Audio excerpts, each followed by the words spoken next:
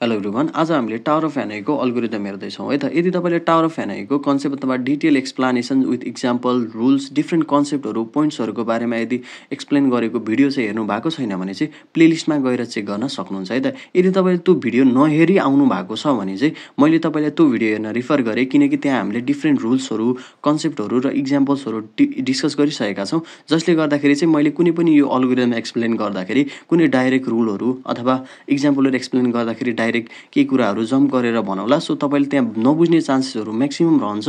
So पहिला सुरुमा त्यो टावर अफ हेनरीको कन्सेप्ट अथवा डिटेल एक्सप्लानेसन होला, एकदमै छोटो भिडियो रहेको छ, त्यसलाई हेर्नुहोस्। त्यसपछि यो भिडियो हेर्नलाई चाहिँ तपाईँलाई मैले रिफर गरेँ है त। फर्स्ट अफ अल हामीले स्टेप 1मा चाहिँ के गरेका छौँ भने स्टार्ट गरेको छौँ, जसमा चाहिँ मैले के भन्न चाहेँ भने अल्गोरिदम चाहिँ मैले दुईवटा पार्टमा डिभाइड गरेर राखेको छु, जसले गर्दा चाहिँ तपाईँलाई अल्गोरिदम बुझ्नको लागि एकदमै इजी हुनेवाला छ है त। जसमा चाहिँ मैले के गरेको छु भने पहिला सुरुमा मेन प्रोग्राम र हाम्रो जुन फङ्सनको अल्गोरिदम चाहिँ डिफ्रेन्ट राखिदिएको छु, जसले गर्दाखेरि चाहिँ हाम्रो तपाईँलाई अल्गोरिदम बुझ्नको लागि एकदमै इजी हुनेवाला छ। डिफ्रेन्ट बुक्सहरूमा चाहिँ तपाईँको फेरि सेम नै कम्बाइन गरेर नै राखेको छ, कम्बाइन गर्दा पनि भयो, तर यसरी राख्दाखेरि चाहिँ तपाईँले बुझ्नलाई चाहिँ एकदमै इजी हुनेवाला छ है त। जस्तै कि अब मैले स्टेप 1मा चाहिँ स्टार्ट गरेँ, स्टेप 2मा चाहिँ read n as a number of disk, that is हाम्रो के छ, जुन डिस्क छ त्यो चाहिँ जति पनि हुनसक्छ है त। जुन चाहिँ सोर्समा भएको डिस्कहरू चाहिँ हाम्रो जति पनि हुनसक्छ, त्यो चाहिँ कुनै पनि फिक्स हुँदैन। बट के हुन्छ, फेरि पोल्सहरू चाहिँ फेरि सेम हुन्छ नि फेरि है, त्यो कुरा चाहिँ याद गर्नु। जस्तै कि सोर्स, इन्टरमिडिएट र डेस्टिनेसन भनेर जुन हामीले अगाडिको भिडियोमा हेरिसकेका छौँ, त्यो चाहिँ के हुन्छ, सेम हुन्छ है त। देन हामीले के गर्छौँ, फङ्सन कल गर्छौँ है त। यो हेनरी फङ्सन कल गर्छ, जसलाई चाहिँ हामीले डिटेल तल चाहिँ हाम्रो सब फङ्सन छ, त्यो चाहिँ डिस्कस गर्ने नै वाला छौँ। सो हेनरीको फङ्सन कल गर्छौँ, त्यसपछि हाम्रो स्टेप 4मा चाहिँ हामीले के गर्छौँ, स्टप गर्छौँ है त। यो चाहिँ हाम्रो मेन प्रोग्राम यति नै छ। बट अब हाम्रो मेन चाहिँ यहाँ तल छ है त। फेरि हाम्रो मेन जुन फङ्सन, अब हेनरीको फङ्सनले चाहिँ कसरी काम गर्छ भन्ने कुरा चाहिँ हाम्रो यहाँ तल छ है त। जसमा चाहिँ स्टेप 1मा if n is equals to 1 then move disk from source to destination, that is यदि हाम्रो जुन सोर्समा भएको, सोर्समा चाहिँ एउटा मात्र डिस्क भइदियो भने है। जस्तै कि मानौँ अब मैले यहाँ इक्जाम्पल लिएको छु, यो इक्जाम्पल एकछिन इग्नोर गरौँ। यहाँ सोर्समा यदि एउटा मात्र डिस्क भइदियो भने चाहिँ के हुनसक्छ, हामीले सोर्सबाट डेस्टिनेसनमा चाहिँ मैले के गर्न सक्छु, इन्टरमिडिएटरको जुन पोल छ, यो इन्टरमिडिएटको पोल छ, इन्टरमिडिएटको पोलको युज बिना नै मैले के गर्न सक्छु, डाइरेक्टली के गर्न सक्छु, डिस्कमा मैले हाम्रो के छ, सोर्सबाट डेस्टिनेसनमा चाहिँ हामीले डिस्क ट्रान्सफर डाइरेक्टली मुभ गर्न सक्छौँ है त। यो यही भनेको छ जुन हाम्रो इफले है त। यदि इफ n इजिकल्स टु 1 भयो भने हामीले के गर्न सक्छौँ, move disk from source to destination directly है त। कुनै हाम्रो इन्टरमिडिएट रिकार पनि गर्दैन, इन्टरमिडिएट पोल रिकारको बिना नै हामीले के गर्न सक्छौँ, डाइरेक्टली एउटा मात्र पोल भयो भने त हाम्रो के एउटा मात्र डिस्क भयो भने त हामीले के गर्न सक्छौँ, डाइरेक्टली डेस्टिनेसनमा के गर्न सक्छौँ, मुभ गर्न सक्छौँ भनेको छ है त। त्यसपछि एल्समा चाहिँ हाम्रो के छ, जुन अब यदि 1 भन्दा धेरै भइदियो भने डिस्कहरू चाहिँ हामीले यो 3टा स्टेप्सहरू फलो गर्नुपर्छ है त। जुन चाहिँ यो 3टा स्टेप छ 1 2 3, यिनीहरू 3टा स्टेप्सहरू चाहिँ फलो गर्नुपर्छ। यी स्टेप्सहरूले कसरी काम गरेको छ हेरौँ है त। यदि हाम्रो जुन डिस्कहरू यदि 1 भन्दा धेरै भइदियो भने चाहिँ हाम्रो के हुन्छ, फर्स्टमा चाहिँ हाम्रो के हुन्छ, जुन n-1 द्याट इज सोर्समा भएको डिस्कहरू, मतलब n-1 डिस्क जुन चाहिँ सोर्समा भएको n-1 डिस्कलाई चाहिँ हामीले के गर्नुपर्छ, फर्स्ट अफ अल इन्टरमिडिएटमा हाम्रो के गर्ने, मुभ गर्ने।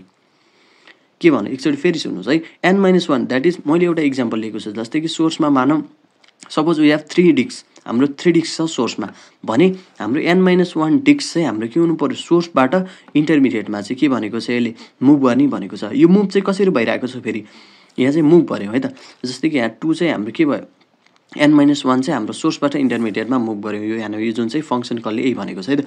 जसमा चाहिँ फेरि यहाँ रिकर्सन कन्सेप्ट चाहिँ युज भएको छ है। यो मुभ गर्दाखेरि चाहिँ रिकर्सन कन्सेप्ट युज भएको छ, जसमा चाहिँ हाम्रो के छ, फङ्सन चाहिँ अगेन एन्ड अगेन कल भइरहेको छ, जसले चाहिँ गर्दाखेरि चाहिँ हाम्रो इन्टरमिडिएटमा हाम्रो के छ, 1 बाई 1 डिस्कहरू चाहिँ के गरिरहेको छ, मुभ गरिरहेको छ है त। यो चाहिँ फङ्सन कलले नै काम गरिरहेको छ, जसले चाहिँ टास्क पर्फर्म गरिरहेको छ, function again and again call गरेर रिकर्सिभ कन्सेप्टको आधारमा चाहिँ टास्क पर्फर्म भइरहेको छ। सो त्यो कुरा चाहिँ बुझ्नुहोस्। पहिलो सुरुमा के भयो अरे, सोर्सबाट हाम्रो के भयो, दुईवटा चाहिँ हाम्रो के भयो, इन्टरमिडिएटमा मुभ भयो। कसरी भयो, रिकर्सिभ कन्सेप्टमा, जसमा चाहिँ function again and again call भइरहेको छ। त्यसरी चाहिँ हाम्रो के भयो, लास्टमा आएर इन्टरमिडिएटमा दुईवटा स्टोर भइसकेको छ, मुभ भइसकेको छ है त। देन हाम्रो के भयो, फेरि के हुन्छ, अब दुईवटा n-1 यदि सोर्सबाट इन्टरमिडिएटमा गइसकेपछि लास्टमा सोर्समा के बच्छ, एउटा म्याक्सिमम जुन हाम्रो म्याक्सिमम साइज भएको एउटा कुनै पनि डिस्क बच्छ नि त, अथवा एउटा डिस्क बच्छ भनौँ। त्यो डिस्कलाई चाहिँ हामीले स्टेप 2मा के गर्छौँ, move disk from the source to destination, के गर्छौँ हामीले डाइरेक्टली सोर्सबाट डेस्टिनेसनमा मुभ गर्छौँ विथआउट अब इन्टरमिडिएटमा लान पनि परेन, किनकि यो म्याक्सिमम साइज भएको डिस्क हुन्छ तल होइन, सबैभन्दा तल। सो के गर्नु पर्यो, इन्टरमिडिएटमा लानु पनि परेन। सो के गर्छौँ हामीले डाइरेक्टली के गर्छौँ डिस्कमा पठाउँछौँ है त।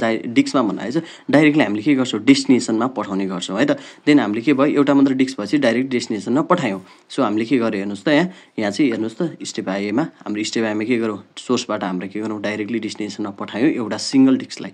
देन हाम्रो के गर्यो फेरि अब हाम्रो थर्ड स्टेपमा हेर्नुहोस् त, थर्ड स्टेपमा के भनेको छ फेरि n-1 डिस्क चाहिँ हाम्रो के गर्ने इन्टरमिडिएटबाट डेस्टिनेसनमा फेरि के गर्ने मुभ गर्ने। द्याट इज हाम्रो के छ हेर्नुहोस् त, यहाँ इन्टरमिडिएटमा फेरि के छ n-1 डिस्क। द्याट इज हाम्रो 3टा डिस्क भनेपछि हाम्रो 2टा डिस्क चाहिँ यहीँ छ इन्टरमिडिएट। सो चाहिँ फेरि हाम्रो के छ रिकर्सिभ कन्सेप्टको युज गरेर फङ्सन यसले आफैलाई कल गर्छ अनि टास्क पर्फर्म गर्छ। त्यसपछि हाम्रो कहाँ लानुपर्ने हो लगेर हाम्रो के हुन्छ फेरि के गर्छ सोर्सबाट जुन चाहिँ इन्टरमिडिएटबाट चाहिँ के हुन्छ हाम्रो डेस्टिनेसनमा फेरि हाम्रो जुन जस्ताको तस्तै जुन हाम्रो यताको जुन अर्डरमा थियो जुन डिक्रिजिङ अर्डरमा नै हाम्रो के हुन्छ डेस्टिनेसनमा चाहिँ पुग्छ। यो डिक्रिजिङ अर्डरमा नै कसरी पुगिरहेको छ तपाईँले त दुईवटा चाहिँ एकैचोटि हाम्रो के गर्नुभएको छ मुभ गर्नुभएको छ भनेर सोच्नु भएको, बट यो होइन है। यहाँ चाहिँ हाम्रो रिकर्सन कन्सेप्ट चाहिँ युज भइरहेको छ। यसले फङ्सनले चाहिँ आफैलाई कल गरिरहेको छ आफैलाई है।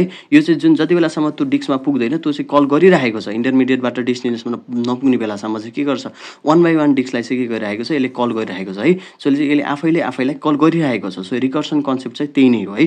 त्यो कुरा चाहिँ तपाईँले बुझ्नुपर्छ। त्यसपछि हाम्रो के हुन्छ रिटर्न हुन्छ। सो